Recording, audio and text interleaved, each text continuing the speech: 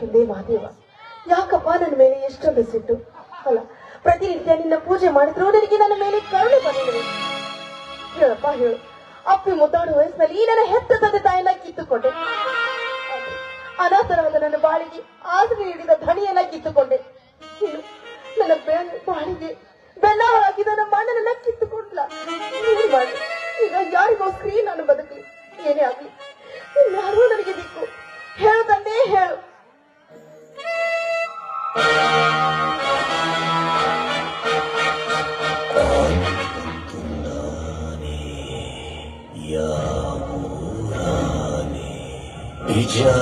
ಬಿಜಾಪುರದಾನೆ ಇಲ್ಲಿ ಯಾಕೆ ಬಂತು?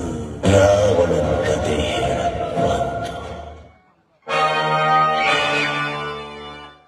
ರಾಧಾ, ಕಣ್ಣೆಂದು ತಿಳಿಸಿದ ನಿನ್ನ ಅಣ್ಣ ಜೈಲು ಸೇರಿದಂತೆ. ನೀನೇನು ಚಿಂತೆ ಮಾಡಿಬೇಡ ರಾಧಾ, ನಿನ್ನ ರಕ್ಷಣೆಗೆ ನಾನಿದ್ದೀನಿ.